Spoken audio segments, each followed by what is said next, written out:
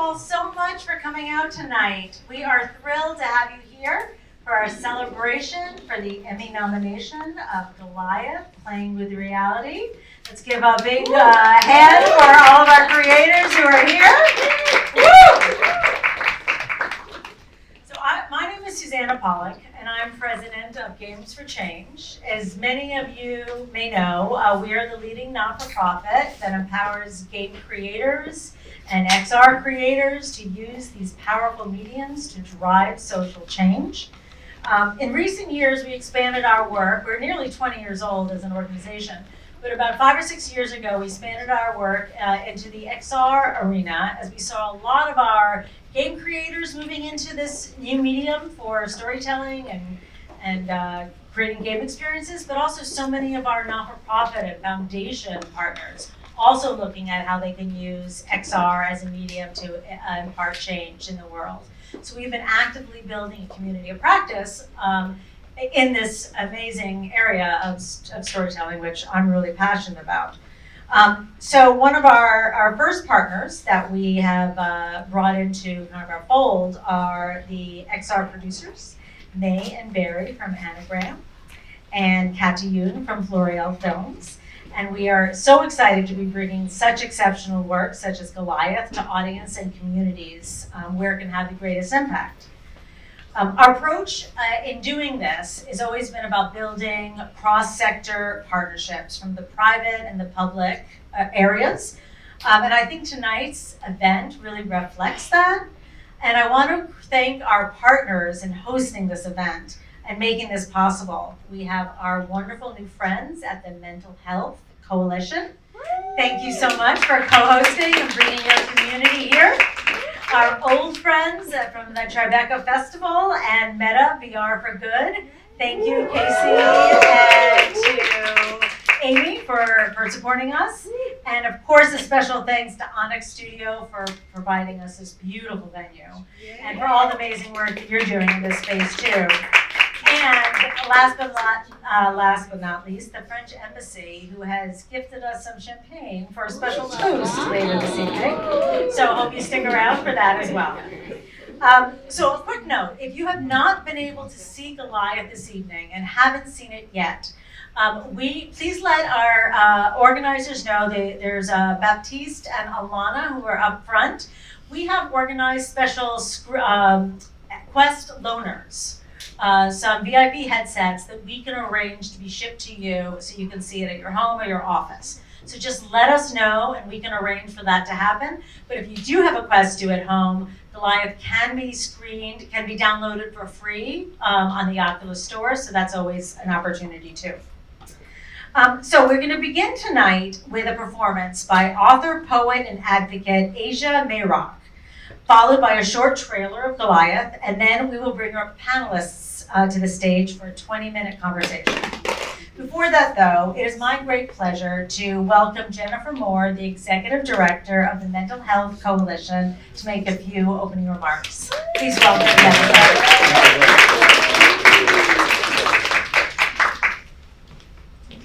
Good evening, everybody. Thank you so much, Susanna, Games for Change, VR for Good, and the Tribeca Film Festival team. For those that don't know, the Mental Health Coalition is a coalition of 34 of the leading, most diverse, and important nonprofits working specifically to end the devastating stigma around mental health and enable access to mental health care. I know that there are a lot of our partners in the room, so I'm super excited to see all of you. If I haven't said hi to you, I know Nicole and Mental Health Coalition team has, which is probably why I haven't had to worry about that because our team is so incredible. I wanted to thank our founder, Kenneth Cole, who's here tonight over there, and also one of our board members, Pamela Bell, who's also back there. So at the Mental Health Coalition, we strive to leverage and aggregate all of the amazing existing work that has been done to help educate people and tools around mental health care. And so that is of those 34 nonprofit partners that we have, but also anything out there that exists. And with the help of our amazing research team, which is led by Dr. Naomi Torres-Mackey, who you'll hear from on the panel shortly, the team really looks to take those resources and aggregate them, put them in digestible ways, and disseminate them to the world. And that's why we're so excited to be partnering on this celebration with Games for Change and Goliath, because we know that we need innovative ways to disseminate information around some of the most stigmatized mental illnesses, such as schizophrenia. So we're super excited and happy to be here, and I'm excited for the panel conversation. I'm now going to introduce author and poet and MHC champion and friend, Asia Mayrock.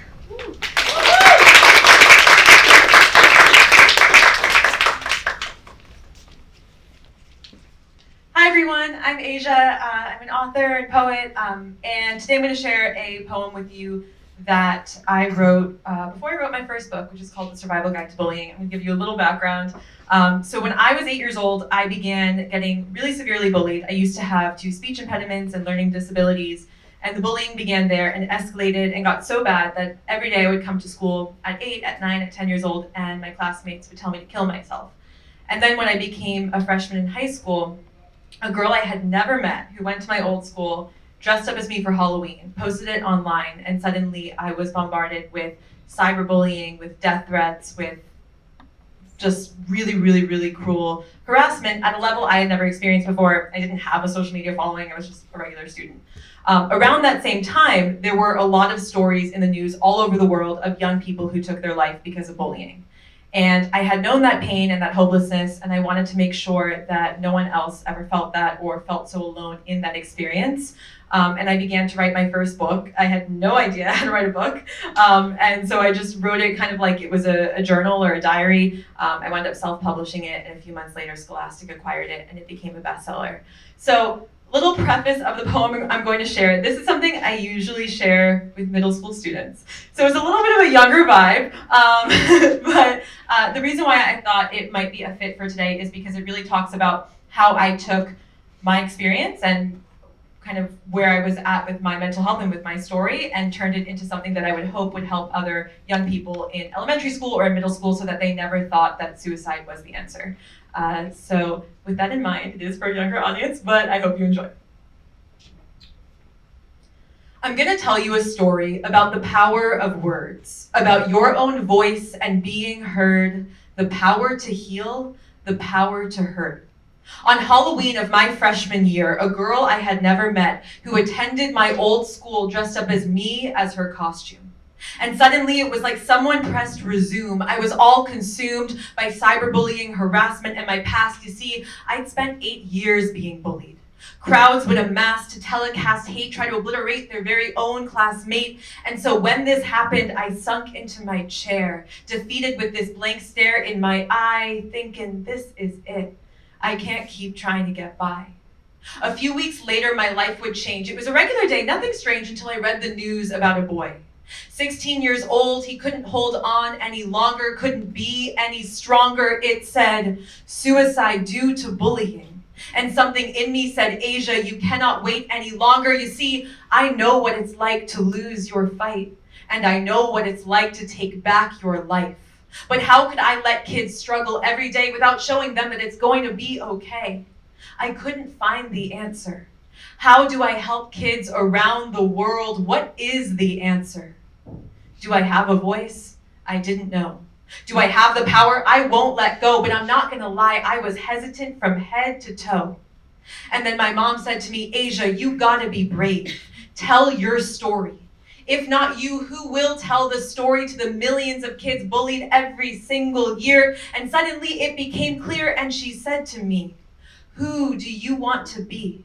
What do you want to achieve? What do you believe? I want to be who I needed when I was younger. I want to achieve more than I ever thought was possible. I believe in standing up. Standing up. I'm not backing up, easing up, or shutting up. I'm going to make a change. So I put pen to paper, rearranged the thoughts that poured from my brain, and created a book that goes by the name The Survival Guide to Bullying. The book Asia needed when she was 10, 12, 15. It just came a few years late, but hopefully it would show everyone else how to communicate, love your weight, your sexual orientation, or your growth rate. Because it doesn't matter what anyone says to you, whether you are gay, straight, trans, lost, found, alone, sad, scared, or different. We are all different, unfinished, sufficient. We all fight our own battles each day. We all must be accepting of our wounds that don't always fade away. So I'll leave you with this and say, I promised myself that I would take a stand, try to save others by holding out my hand, but I cannot fix this problem on my own. I need people like you to get up, hold your head high, raise your hand and say, I will not let another kid feel like someone else's prey. Whether you are the bully, the bullied, or the bystander, today is a new day. Stand up, don't back down, and be brave. Thank you. So we're gonna chat a little bit about this project and also about the importance of conversations around mental health awareness and reducing stigma, which is something that I think we all can agree is just super important today. So I'm going to ask each of you to just do a quick intro on who you are, and then we're going to jump into some Q&A. May and Barry, let's start with you. Hi, I'm Barry. I'm director of Goliath, and made it with Anagram. And I'm May, co-director, and I run Anagram. I'm Naomi Torres-Naki. I'm a clinical psychologist and head of research at the Mental Health Coalition. A lot of my research and clinical work focuses on stigma. I'm very excited. Hi again, I'm Asia. And, writer and author and poet. Really, it was fantastic, Asia. Really, really well done. All right, so I'd like to first start with questions with May and Barry. Just going back a little bit about how you moved into this space. And people haven't been in VR for very long because it hasn't been around for very long. But both of you started off as documentary filmmakers. What brought you into the medium of VR, and why is this an exciting place for you to work in? I'll just talk a little bit about Anagram. So we set up Anagram, myself and Amy, 9 years ago. We'd both been making documentaries, and we were very curious about how we could use technology to create interactive experiences that were not just about people imagining situations, that could, even kind of before we were thinking about VR, like could you use interaction, not necessarily gameplay, but playfulness and the act of doing something in a story to make something land with you physically. And what we're really kind of obsessed with is how you challenge some of the conceptions that we all have that we struggle to unthink. You know, we're constantly receiving messages and ideas and kind of, like branding almost about issues and people, and how do we kind of see things afresh and manage to formulate ideas for ourselves. And there was something very potent about using storytelling, which already is something that we were obsessed with this kind of way of telling people stories in a way which helped us understand other people's experience, but also in a way that you participate, so you can, for a moment, almost reinvent yourself. So we were working kind of almost like with the immersive theatre world, using technology, and then when VR kind of came out, because we kind of created this language of telling stories from a first-person perspective, it seemed like a very natural fit. And then, just as we were about to quit with VR, because it was really difficult, it was like one last project. I'll let Barry explain kind of what happened next. Well, I guess like if you're talking about the origins of Goliath, it was kind of from a very, very close friend. His brother had just got out of hospital, and then he was in hospital for a few years, and he didn't really recognize his brother while he was in hospital. He'd go visit and talk to him, but he felt that his brother was gone, in a lot of sense because of the medication, because of a lot of reasons. But when he got out and he was overhearing him one day playing kind of online games on the Xbox, and he recognized his brother again in the game. You know, he you know, for some outside of the game, he was like a zombie almost, and then once he started the game, you know, you could really hear that that character come alive. So, and I thought that was something that was really fascinating, and it kind of just it never left me, that kind of idea that something was something to do there. And that was John, right? And that's John, the Character, the yeah. character in Goliath. And so you heard that story, it stayed with you, and you said this could be something that we can express and tell a story in VR. Yeah, I convinced May that like there's something in there to do it, like to do something with VR, because we had like an empty slate in a way. We had a few ideas, and then you know, Goliath just kept surfacing, you know, coming back, and as soon as we started like focusing in on it, like the more it just seemed to take over, and people got it, you know, and it just you know, it started having legs and traveling.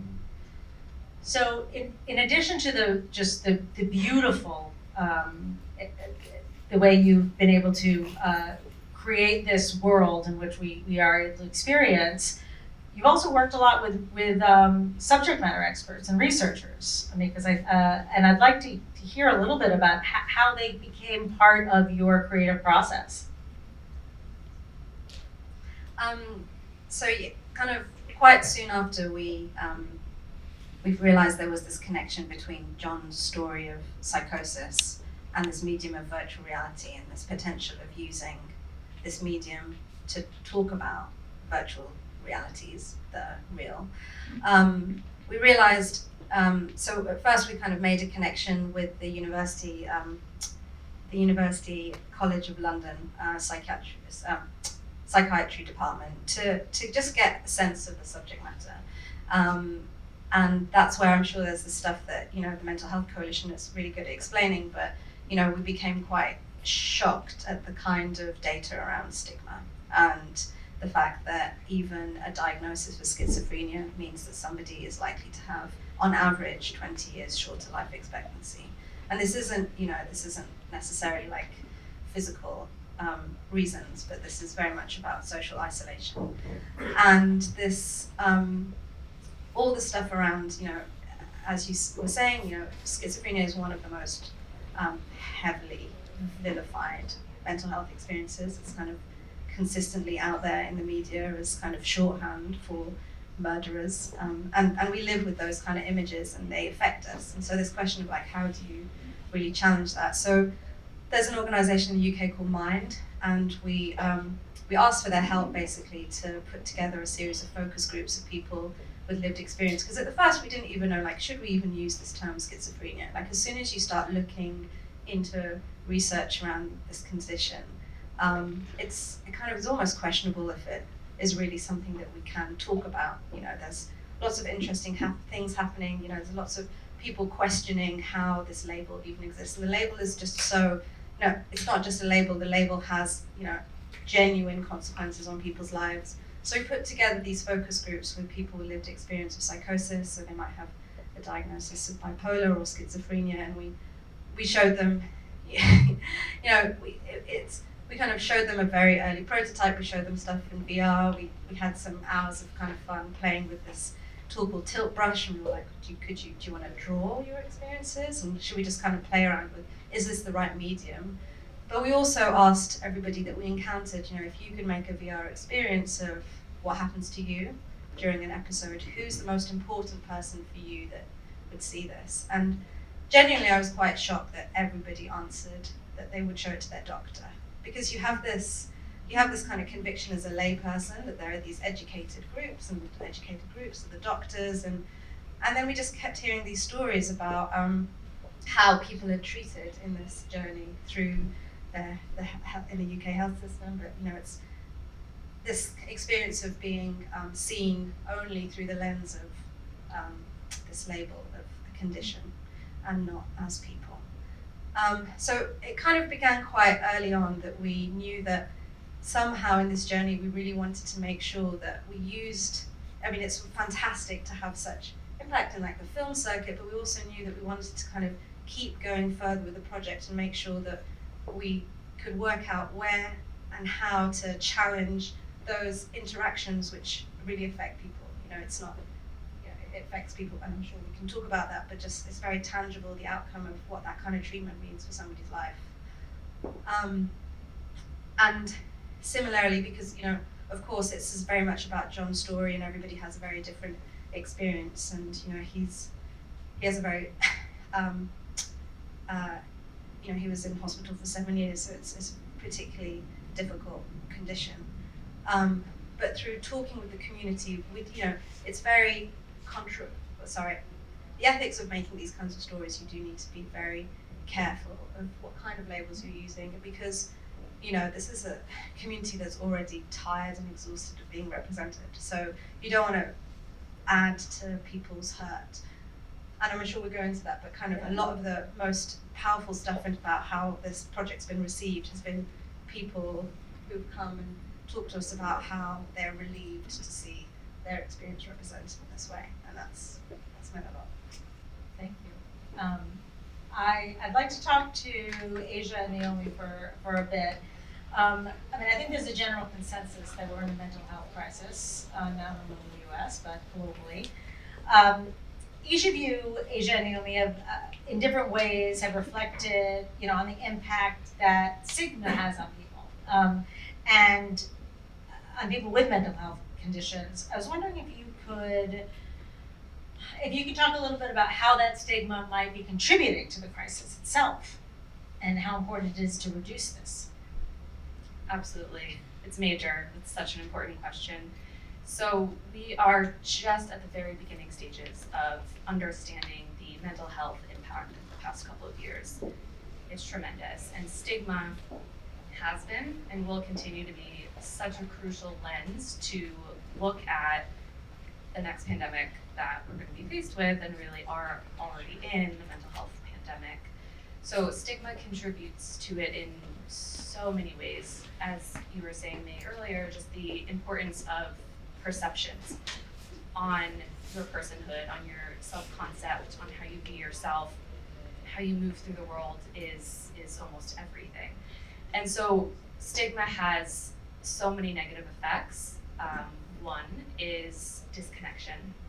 So when you know that you're negatively perceived, it is very easy to withdraw, to isolate, to disconnect from other people, because it's so hurtful to interact with people who have negative views of you.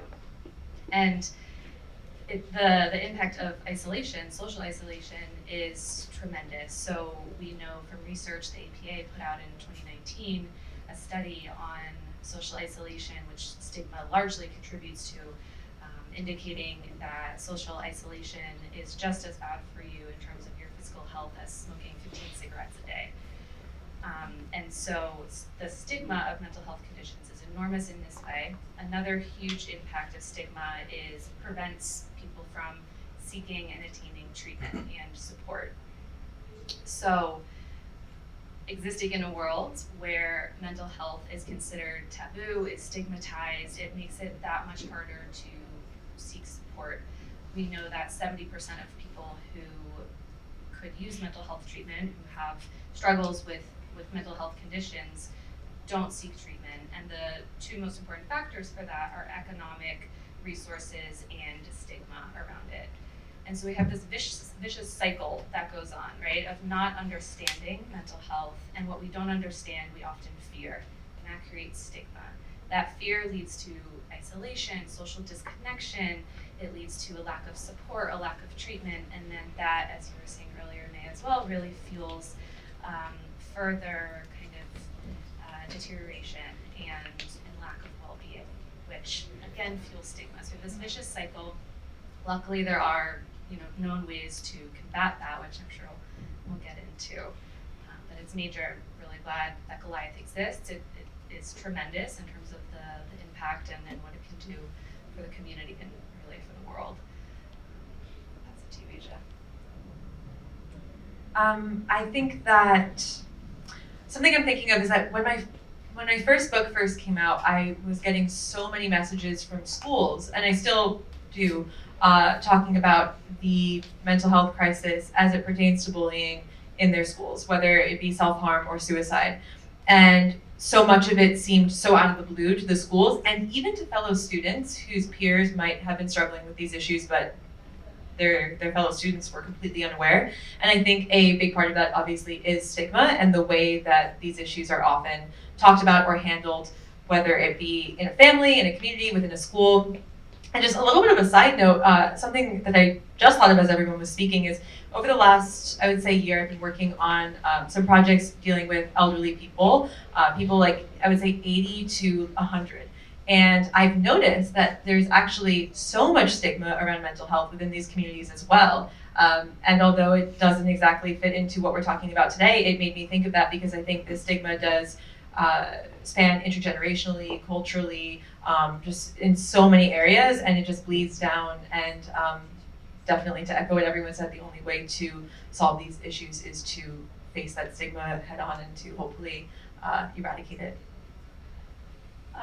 So with the challenge of reducing stigma and the opportunity that an immersive experience like Goliath, with the opportunity to experience like someone else's lived, right, reality, there seems to be great potential. And at Games for Change, as I said earlier, we really believe in this cross-sector private-public partnerships where art, a piece of art, whether it's an immersive experience or video games or poetry, right, can be used to help further dialogue, to help build empathy. And I'm curious, having, with your ambitions of what you'd like to see happen with this piece, and Dr. Naomi and Asia, what you experienced with this piece, how can something like Goliath be used in different contexts to help reduce stigma? I mean, I know we've had some ideas and some conversations, but what do you think? That's a great question. I think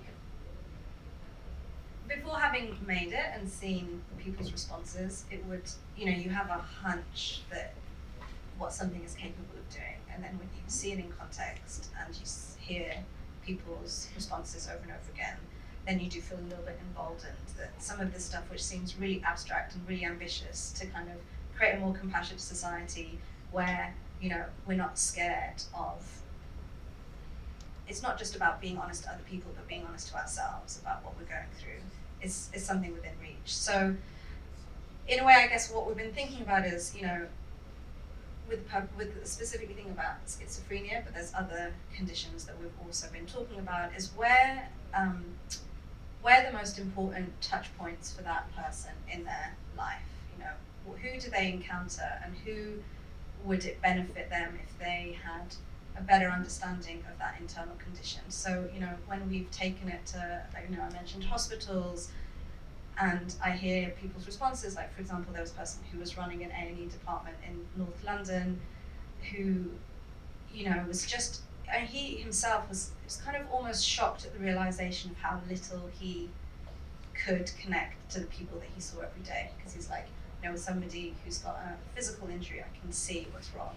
But when someone comes in with these conditions, which obviously, you see that on a daily basis in a city like London, as you would in New York, he realizes, like, I just don't empathize with them at all. And I think that kind of process of, like, self-reflection, understanding is, I'd say, like, the beginning of something which has potential to be developed into something that's a little bit more constructive. And let's say, so we've been talking with Susanna and with people kind of across the healthcare industry about creating a training tool which uses that content, but also, like, has a reflective kind of outro that also invites people to think about what they can do to create an atmosphere which makes people more at ease. And because there's so much data that's also quite, clear about how that empathy does improve patient responses. So it's kind of a win-win situation. But also just making sure that isn't something that, with a film, you have, like, a very strong emotional response, like in the 5 minutes after that. But how do you really think about creating behavioral change over a long period of time? So that's the kind of research we're looking at now. So I think that feels at the moment a very kind of difficult place, but there's also stuff which we're talking about, which is around kind of wider public. Right, there are definitely different communities in which that we've been talking about would benefit from having exposure to living through this VR experience.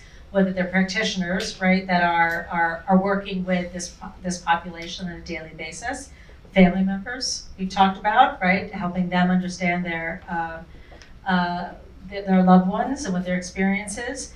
We've also talked about first responders, right? Police and others who, are dealing with the unhoused in, population that also may have mental health issues. In terms of innovation, right? Like in terms of the mental health coalition and the communities that you're supporting, is there a need for innovation and trying to find new ways to connect? And what do you see as possible? Yes, please, absolutely. There's a huge need. And I always think about starting with change in your own backyard. So I really appreciate what you're saying about training and mental health professionals. Unfortunately, mental health professionals are not immune to holding stigmatized beliefs about the people that they work with. There was a 2020 meta-analysis that came out, looked at stigma among mental health professionals, and found that schizophrenia was the most highly stigmatized condition. Again, so these are mental health clinicians holding these negative views about the people that they're meant to serve. And so bringing Goliath to training programs, to hospitals and community clinics where clinicians are working is fantastic and so necessary. Unfortunately, clinicians, are human as well and don't have enough kind of contact with individuals with psychosis, either on a professional level or a personal level. And we absolutely, we know that art is one way of kind of dialoguing across lived experiences. And the Mental Health Coalition, we are all about the importance of dialogue and conversation in combating stigma. And so I think also, Goliath thinking about that and the power of convening community, which is another thing that us at the coalition are very passionate about. And so in watching Goliath, I got really energized in thinking about certain communities that are at risk, especially youth, and those who might be at risk of psychosis or experiencing psychosis, and the potential for community building through Goliath, I think could be really powerful and impactful as well. So maybe we can chat later. Yeah, I was just also going to say, what's been really interesting, so Goliath is presently on the Meta Quest platform because of our partnership with Meta, so shout out to Amy. And, it's been a lot of I think we kind of quite regularly check the comments that people have posted, and it's a really interesting position to be because it has access to a very large audience. And even when you were saying that stuff around family members, and what was it like? There's, recently somebody had posted. He did say his sister found it and was thanking us. His sister downloaded it, but then she showed it to his parents. And he's bipolar. He's tried to take his life many times, but now his parents understand him just that little bit more. And he was saying thank you, which is quite, Wow, it's amazing. And the fact that people are going to the effort to post that, and I think especially in terms of what we're talking about in terms of isolation and youth, and it being kind of, it's not a game, but it is on a gaming platform to some degree, and how, because often the first symptoms of schizophrenia or the first episode happens kind of within young adults, having that awareness of people to understand what their peers are going through and being able to compassionately address and recognize the signs. I really think that there was nobody on the team that didn't have a very personal connection to the story, and it's not something you often talk about because it's difficult to, Because of stigma. Yeah, it's difficult to talk about the stuff in your life that you might know of, that you've seen, because it's difficult to explain, and the language is very medicalized, and we don't really know how to talk about it. Anyway. Well, I mean, honestly, much to say. no, it's great. We can talk all night about this, but we have some champagne we need to get to. Thank you to the French Embassy. But a couple of points that I want to make before we finish. First of all, we do have some, great aspirations of how we can work with the mental health community, using this piece to open dialogue and creating training tools, conversations on university campuses, workshops for family members, and certainly we'll welcome anybody from the Mental Health Coalition and the community to come talk to us about how we can partner. The other thing I want to say is that this is going to be the first of a series of VR experiences that address mental health, illness. Just really quickly, if you wouldn't mind, May, talking about some of the other projects that you have in development? Yeah, because we were just briefly talking about this, I guess what we realized is that this is a very good medium to talk about that invisible experience. So we're exploring the experience of addiction, which is something that's very stigmatized. Neurodiversity, particularly looking at what is the experience of somebody who has ADHD, which is broad and also misunderstood. Body dysmorphia, which is also a broad topic. So Anxiety and depression? Okay.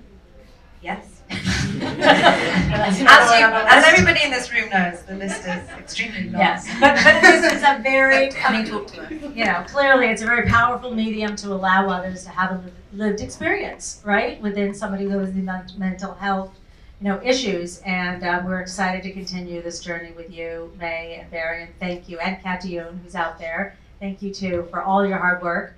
And good luck tomorrow night with the Emmys.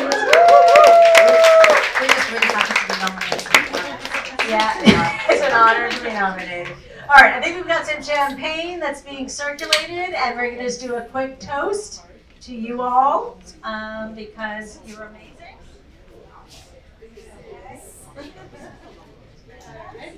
All right, I don't know. Yep, come to the front, please.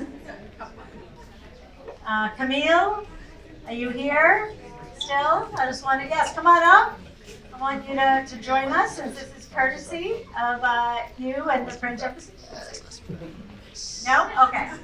This is Camille from the French Embassy. They also have been great supporters of this project. Katiyun, raise your hand. I'm here. All right, there, Katiyun is Kirsty. French, yes. Kirsty as well. And Kirsty? Executive producer. All right, we've got a number of the creators and producers here, but this is a toast to all of you. Thank you for spending years in creating this project. It's a remarkable piece. We wish you the best tomorrow, but you are winners in our eyes.